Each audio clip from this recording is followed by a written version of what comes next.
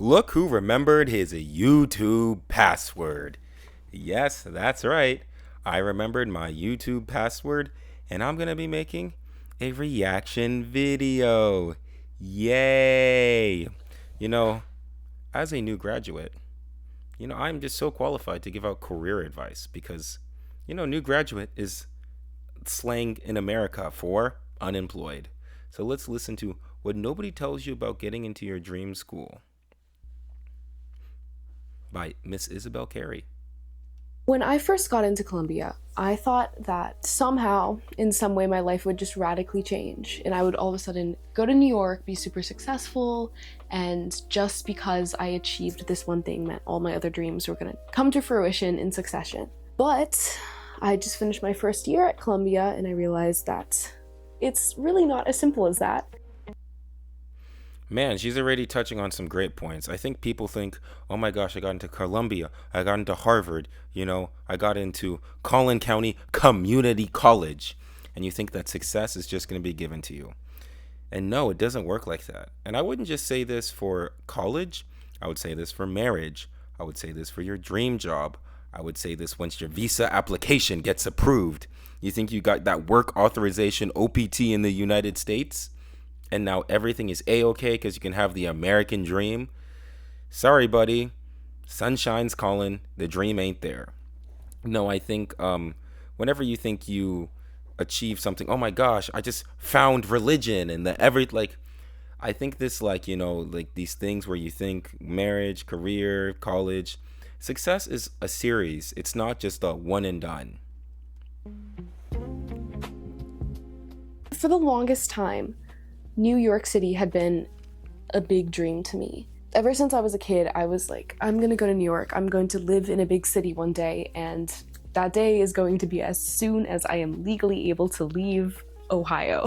Was it a realistic dream? I feel like, looking back, I was a little delusional, but it worked. I got into Columbia. I moved to New York City at 17, and I'm so grateful. I love Columbia. But also, there are some things that I really, really needed to learn. I think I had a lot of false beliefs that a lot of people share.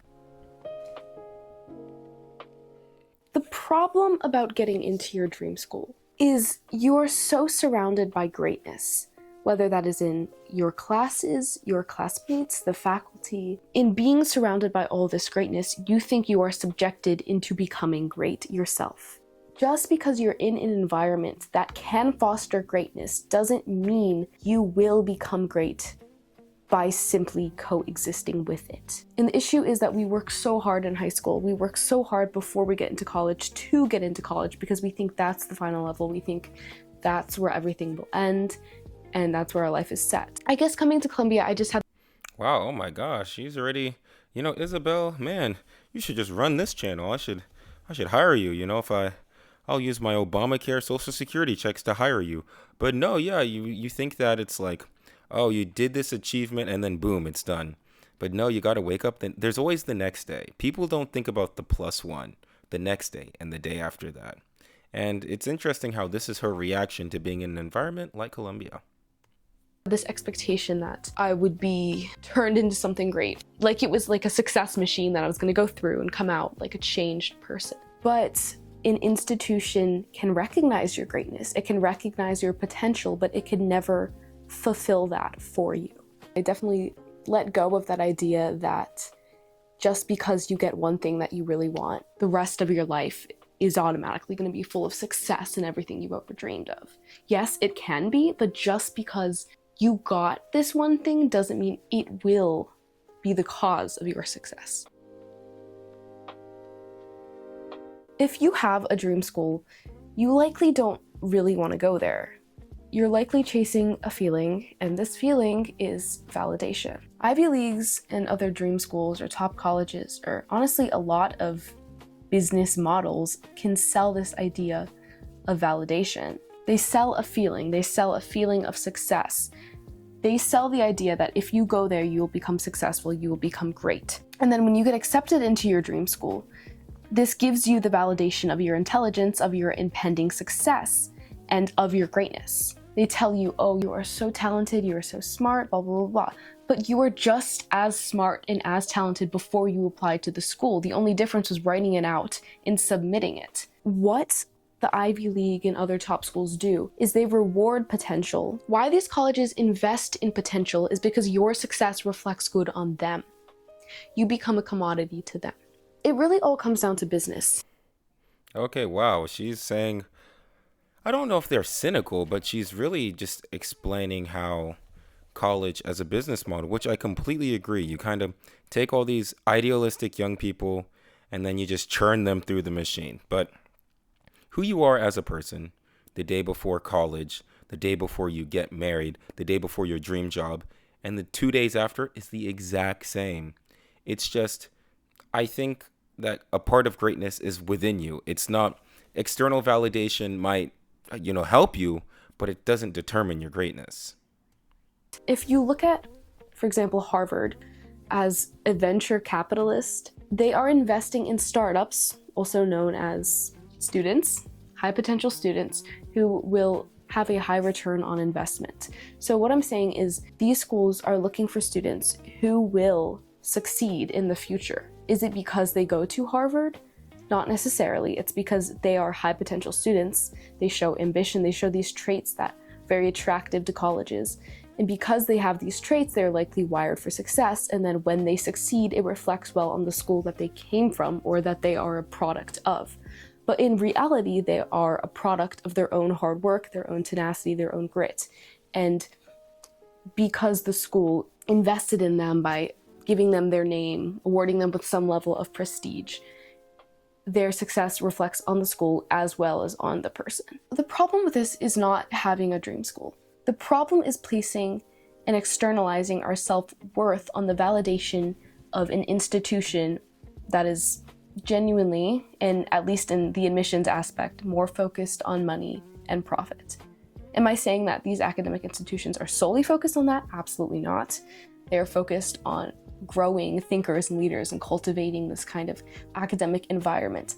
But in the admissions aspect, they are looking for that high return on investment. They are looking. Dang, oh my gosh, she's using a lot of big words. I might have to bust out my dictionary. I might have to bust out my, this is my dictionary right here. Might have to use that in this video just to look up some of these. I don't even know what aspect means. I thought aspect was like the thing at the movie theater to make sure it's like 4, 3, 16, 9. I did not know aspect had multiple meanings.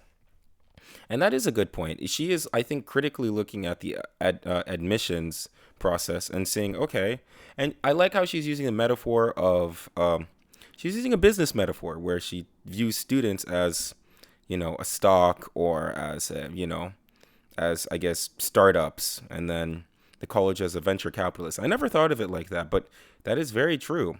That, yeah, like there's some people that are breakout successes. Now, you could, if I were to play devil's advocate, there are people, obviously not everybody who's successful went to an Ivy League school. There are actually breakout successes from people that didn't go to Ivy League schools at all. So you could also argue that not going to an Ivy League, like some people are just successful regardless.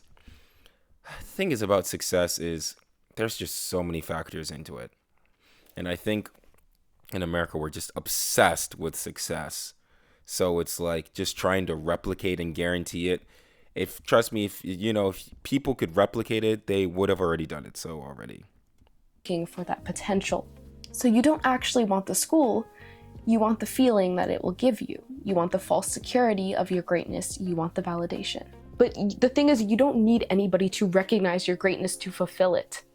Yes, these institutions market themselves as success makers, but what they're really doing is trying to get you to utilize your potential, trying to give you the resources to harness that and go off with it. But what a lot of people don't see is their own potential. They see the school as the achievement. They see part of them being fulfilled because they received that achievement. Your greatest commodity to yourself and to the school is your potential, and you need to find a way to create with that and to use that. The thing that I've learned about college is that you don't necessarily go to college to learn things. You go to college to learn how to think. I'm not saying that they dictate your mind and tell you how to think. What I'm saying is they teach you to continue to think, to continue to question, to continue to create. And while I've really enjoyed reading the classics, the Iliad was a trudge to get through, but honestly, I'm really glad I read it. You know, Sappho or like Symposium by Plato, all these different philosophies on love. Like, while this was so interesting to learn about, yes, it made me better read, but it didn't make me better educated necessarily. While I was sitting in these classes having these really cool philosophical debates about love, you know, from Plato's Symposium, or talking about the themes of war and love in the Iliad, it felt at times more like my classmates and I, and even our teacher, were just reiterating these old arguments. But I much rather create something that can be referenced than continuously reference something else. And while it's very important to study the classics, there was part of me that wanted more. There's part of me that wanted to make a new argument, to question things, to change things, to create. And I think that's really what the purpose of education was intended to do. I think that education without creation can become stagnation. Yes, you. Okay, I'm gonna slightly push back on this. I kind of understand your feeling. I felt the same way about computer science. I'm just learning. I'm just learning what somebody 80 years ago. I'm just learning about Boolean algebra. I'm just learning about operating systems. Why am I learning the C programming language? Everything's in JavaScript. Web is the everything. AI is everything. Why do I have to learn about registers and memory allocation and all these things I'm just never going to use? Why do I have to learn about logic gates? I just want to make a React app. And I would say that in order to create something new, you have to understand the context in which you're creating it in. And like I said, oh dang, I was saying that, I was saying about how, I was complaining. It's like, oh my gosh, I'm learning all these old stuff and all I'm doing is repeating. But in order to create something new, and like I said, I'm pushing back on you. I think that you need to understand where it came from and the context, because you're creating something new relative to what? What if you had this novel idea that somebody already came up with 2,000 years ago? You know? Like, oh my gosh, I just reinvented the wheel. I think in order to create something new, you have to understand what you want to create and what other people created before you. And honestly, learning some old things can give you strategies for the context you're in. You just never know. So I get it. Trust me, I Spark Notes, Chat GPT. I'm not the best. I am not a good student.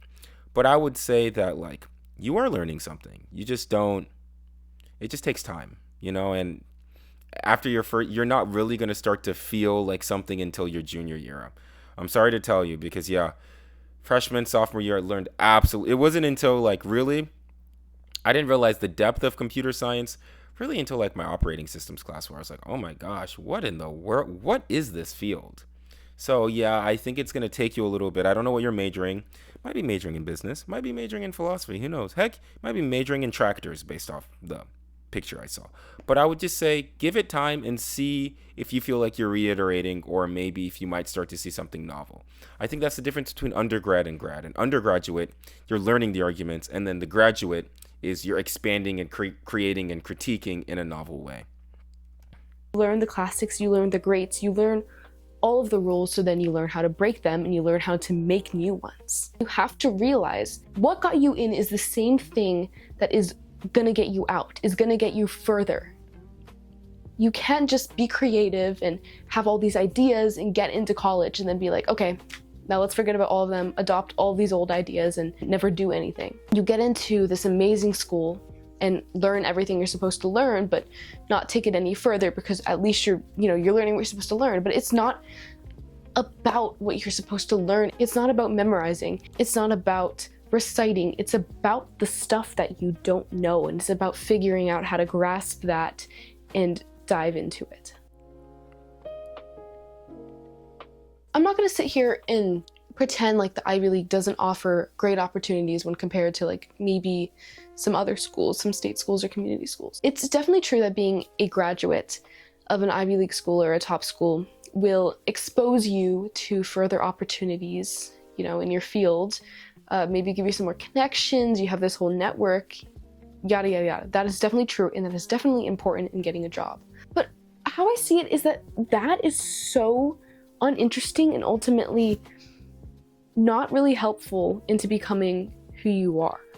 Maybe having an Ivy League diploma in hand gives you at least a safety net of you will be employed to some degree. And while this is a great privilege that I definitely understand and am grateful for, and that many people would also be grateful to have, I think that being employed doesn't necessarily mean you're going to be fulfilled, which a lot of people understand. But you could be at a job that's lifeless, that it doesn't really speak to you or challenge you or, do anything for you. Like, yes, at least you will be employed, but like, will you be fulfilled? I think a lot of people have a big fear of becoming great. And so they think that if they go to a prestigious university, they're subjected to greatness, they're surrounded by greatness, and their diploma says they're great. But internally, they may never be fulfilled if they listen to that fear of. Okay, I'm gonna push back a little bit, or no, I'm just gonna agree. No, I just agree with everything. You're just perfect. Everything you do is fine. You're great, fantastic. Video over, done. I would say that privilege is weird because the Ivy League. Actually, they did a study on this. The Ivy League is one of the. They're not that great at lifting people out of poverty. Ironically, community colleges are one of the greatest ways at lifting people out of poverty because I think in order to really have economic mobility, you have to create like a level playing field for all, rich, poor, black, white, purple, pink, you got to create a level playing field. And I think she's coming at this. It's interesting, after spending 8 years in college, I've never been in an Ivy League and I probably never will. But the fact that, I'm struggling to find employment, barely can't even really get an interview. So I'm looking at it from that angle. And I think it's like I would rather be unfulfilled, but at least I have food and a place to sleep, than I'm fulfilled and I studied what I wanted. But, it's weird. It's like when it comes to privilege and Ivy League, there is some economic inequalities in the United States and just in the world. Inequality is just a part of human nature.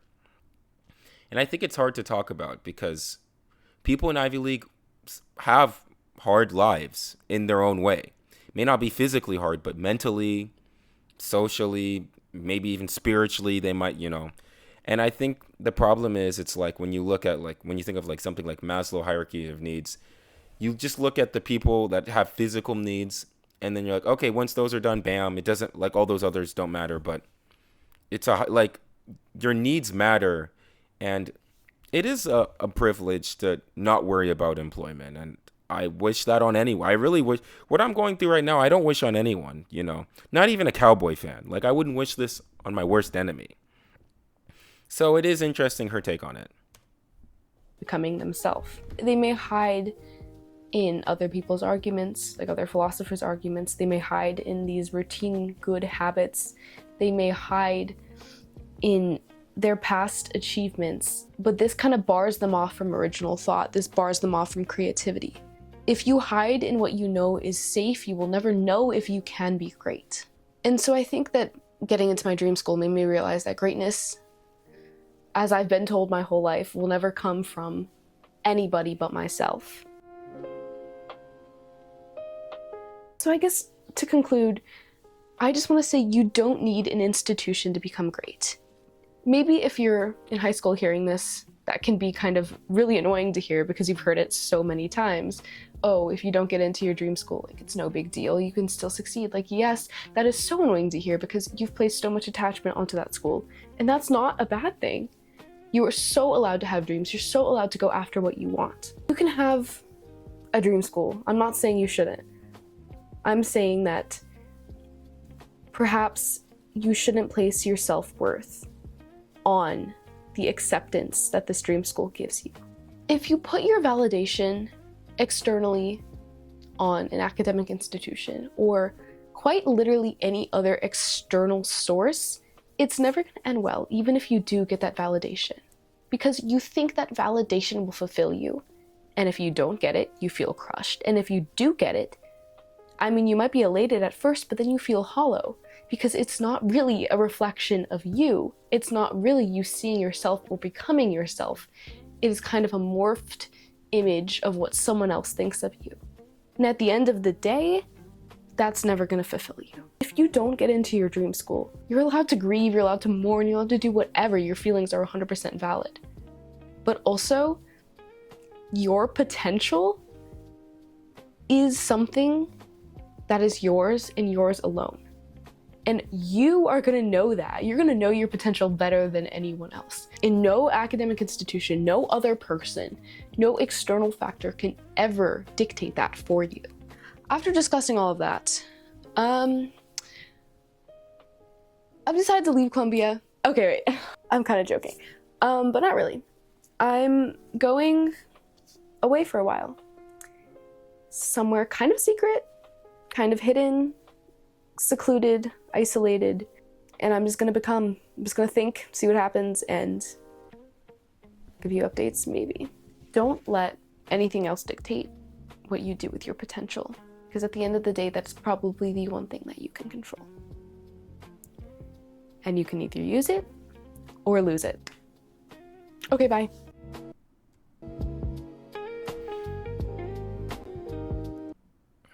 Wow, oh my gosh, that was very educational. I feel fulfilled.